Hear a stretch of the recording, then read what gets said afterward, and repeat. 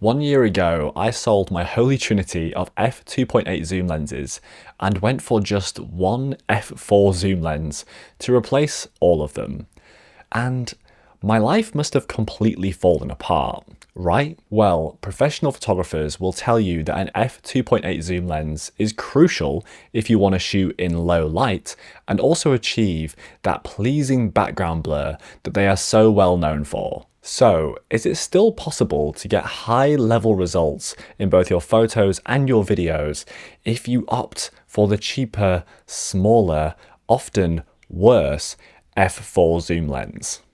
Well, in this video, you're about to find out. If you're shopping for a new zoom lens today, you may naturally lean towards the faster f2.8 zoom because it has the better optics, it's more expensive, and the more premium a lens, surely the better the performance. Well, to understand if they really are better than the f4 alternative, we first have to refresh our memories of this, the sacred triangle of photography. I mean, the exposure triangle, which is sacred in its own photographic kind of way. And no, I don't mean exposure like the currency that your last client tried to pay you with. Could you pay me in advance? Actually, I mean exposure when it comes to the amount of light hitting your camera's sensor after it passes through your f4 or f2.8 zoom lens. The exposure triangle is important because the internet, myself included, love to throw a hissy fit when we start worrying about light. It's always, what if I have to shoot in low light? And we imagine this weird hellscape where there is absolutely no light whatsoever and we have to somehow get a usable image, which is really not a time you would be taking photos anyway. In that situation, you need a flashlight and an exit route, not a fast aperture lens and a high ISO camera. An f4 aperture zoom, like my Sony A7CII f4 lens, lets in exactly half the amount of light of an f2.8 zoom lens, like this new Thypoc Voyager 24-50 f2.8, which I have a review coming out on, hopefully in the next couple of weeks, so subscribe if you don't want to miss that one. Aperture is only 1/3 of the exposure triangle. Then on the other two sides of this demonic shape, we have shutter speed and ISO. If we increase one side of the exposure triangle, like shutter speed, increasing the shutter speed, shortening the exposure, and letting in less light, we have to compensate with the other two sides of the triangle.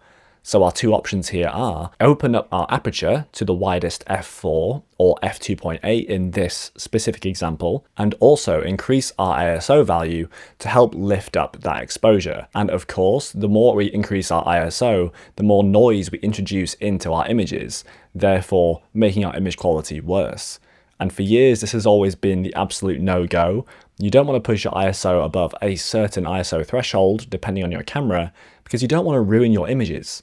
And that's why you need a faster aperture zoom to be able to handle these different tricky exposure situations to still get the best image quality. Beyond buying an f2.8 zoom or going for one of these Sigma f1.8 zooms, there are only so many hardware options we actually have for helping shooting in lower light situations. You could go for a full prime kit and shoot on f1.8, f1.4, f1.2 primes if you really want to, but that's not the most convenient way to get around this problem. And that involves shooting on primes and always changing lenses. But there is another solution here, and it's not hardware, it's actually software. Let's take this example using this noisy RAW file that I shot in Istanbul using this Sony A7CII f4G lens, which I have open here in DxO Photolab 9, who are sponsoring today's video. This particular shot is at 8000 ISO. I was shooting video for Lisa and I had a variable ND filter on my lens, and then occasionally I was shooting some photos like this, hence the super high ISO, even in a situation with good light. Now, this is still a shot with plenty of light. However, you can see that my exposure was at 1/250th of a second and f4. Then when we zoom in on the details around this cat, you can see there is a lot of unpleasant digital noise in the shadows and even in the midtones on this particular cat, which does not make it the nicest image to have straight out of camera. But luckily, we can use DxO's Deep Prime XD3 noise reduction to clean up this image completely. Rather than just blurring away the noisy pixels in your image, Deep Prime XD3 uses AI to transform your RAW files from very, very noisy, like you see here, to not noisy whatsoever. It's very simple to use and it gets to work instantly. There's no processing times waiting for the software to analyze your image, then produce a new denoised version. Instead, you just use the sliders to dial in your preferred level of noise reduction. You can see the before and after here on the shadows and the midtones of this particular cat photo, showing you just how effective this tool is for cleaning up those noisier images. Now, I want to do another test specifically for this demonstration, and here we're going to shoot a black dog in low light, which is a detail nightmare, especially on an f4 lens. Here I have our lovely black dog, Casper, and we're shooting him in a low light setting outside at a few different exposures with high ISO values. But still, you can see just how effective Deep Prime XD3 noise reduction is for cleaning up that noise and preserving details. In tricky exposure situations, we can also take advantage of DxO's AI masks. With the scene analyzed, you can then make mask selections in seconds with just one click, without the need to manually select areas or paint brushes over your subjects, the background, the foreground, the sky. You can just rely on AI masks to make those selections for you. Or if you want, you can actually just select the area of a scene or entire subjects simply by just drawing a box around them. And you'll see that area or subject progressively get selected, creating an all-in-one mask that you can then make local adjustments to, the same way that you would make global adjustments to the entire scene, like your exposure, your colors, sharpness, and denoising levels, as long as you have Deep Prime XD3 actually active on your overall image. You can then make these micro adjustments to local areas. And using these local adjustments in this way means that you can adjust lens sharpness optimization locally to a specific subject or area in an image.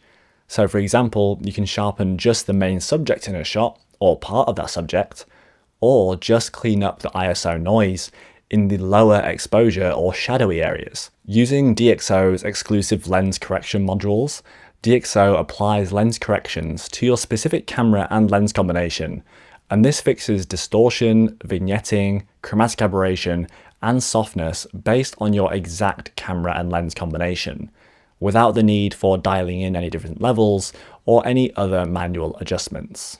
Photolab 9 also now supports iPhone and iPad, allowing you to edit both Apple ProRAW files along with HEIC and HEIF image files, meaning it's a solid solution for even smartphone photographers or photographers that tend to shoot on different devices in different formats.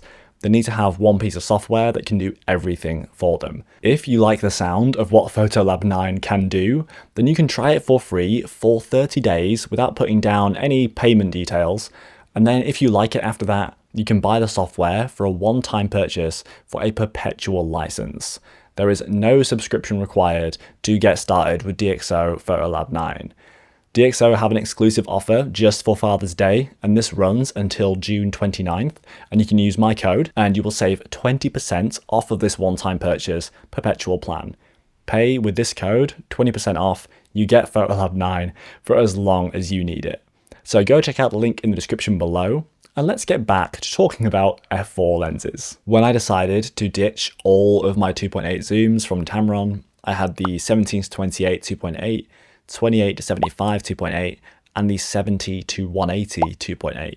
And that was my full frame, pretty lightweight f2.8 zoom lens kit. And it was only when I was going to be moving to traveling full time and living out of a suitcase, as I do now, when I decided I wanted to downsize these lenses into as few things as possible. And that's when the Sony 20-70 f4 G lens came up on my radar. So 20-70 on Sony, being able to stay with my A7CII seemed like an absolute dream. And from a focal length perspective, it has been an absolute dream. Every time I go out with this lens, I never have to think twice. Do I have something wide enough? Do I have something long enough? I have everything I need without needing to worry about changing lenses. Whereas on the Tamron Holy Trinity, when I was shooting more wide angle and standard zoom stuff, I was often switching back and forth between the 17-28 and the 28-75, like all the time. And then the 70-180 was much more specialist for pro video work and some photography, but I mostly used it for filming at events. My longest focal length now is only 70mm on full frame, but with Sony's APS-C crop modes and clear image zoom, I get up into like the mid 100mm, it's like 130 or 150 something, I'll put it here, that I can get up to that kind of equivalent focal length if I really need it. But honestly, for my sort of style of photography, I don't need it that often. And of course, I was making another trade-off here that wasn't just for exposure. Like we kind of talked about, high ISO is not as much of a problem these days, especially with things like DxO. But there is another trade-off when you're shooting on f4 instead of f2.8 or faster aperture lenses, and that is the old background blur and subject isolation. Now, I enjoy some nice bokeh or background blur as much as the next guy. Like I was shooting on that Thypoc Samara 35mm f1.4 recently for my Cats in Istanbul video, and I was shooting at f1.4 for a good amount of that video and just using shutter speed to compensate for it. And yeah, it is fun to occasionally shoot with a super fast aperture and get that amazing bokeh in the background. Likewise with the Viltrox 55mm f1.8 Evo lens that I made a video on up here, that lens also was very fun to shoot with at f1.8. But I like to use that in slightly different ways. I like to focus on the background and blur out the foreground to give some interesting depth. But in reality, once it's beyond a bit of lens testing or kind of like getting it out of your system, my aperture naturally creeps up to f4, f5.6, f8 anyway, regardless of the focal length or what I'm actually shooting.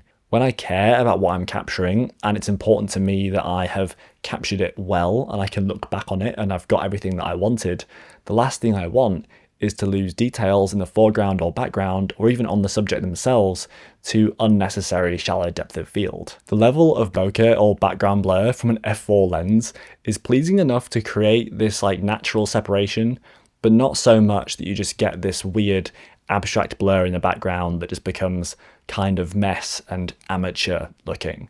And especially for me, for a lot of what I've been doing in the last year, which has been a lot of street and travel photography, a composition is often a lot more than just one close-up subject. Often we want the foreground, midground, and background to have some level of detail. It can be nice to blur out something in the foreground, don't get me wrong, but the last thing I want is to see an interesting layered composition, and then I shoot wide open at f2.8, and you can't even tell what the link is between one subject and another because of a difference in distance between these subjects from the lens. So you want a deeper depth of field, a higher f number, to be able to actually keep both of those relatively sharp. I always think you never saw painters from a couple of hundred years ago painting their images and blurring out the background or the foreground. I guess because it's hard to create lens blur with paint, obviously. But one of the things that makes some paintings so visually insane is how many subjects and different elements there are in the foreground, midground, and background of a frame. Yes, there are some images that are portraits or like smaller scenes, but I love when you see a wider like street or park scene and you see so many different subjects dotted around and they're all linked together. And I think that's where real skill like starts to come out in composition, not just relying on background blur because it looks professional. As I've gotten older, when I'm considering picking up new gear for my camera, like lenses or different accessories, for example, one of my most decisive factors when choosing these individual pieces of gear is the size and weight factor. Like it's become so much more important than, zoom range or f-stop or anything like that. It always comes down to size and weight.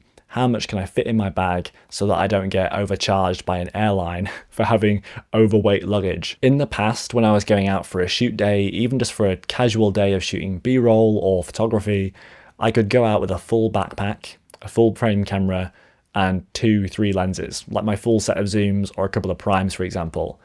But today, actually, I go out with so much less, and I think I trust my decisions a lot more.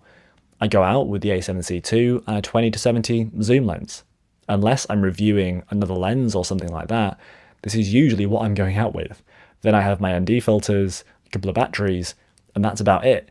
And honestly, that has made my shooting experience so much more fun and so much more chilled, because I'm not constantly second guessing, should I be shooting with this, should I be shooting with that? The decision's already made for me. Thank you for watching today's video, and thank you to DxO for sponsoring this video. Again, if you want to get started with Photolab 9, there is a 30-day free trial you can start with today. And until June 29th, at the end of the Father's Day sale, you can use this code to save 20% off of your one-time purchase perpetual license of DxO Photolab 9. So go check that out, and I will see you in the next video.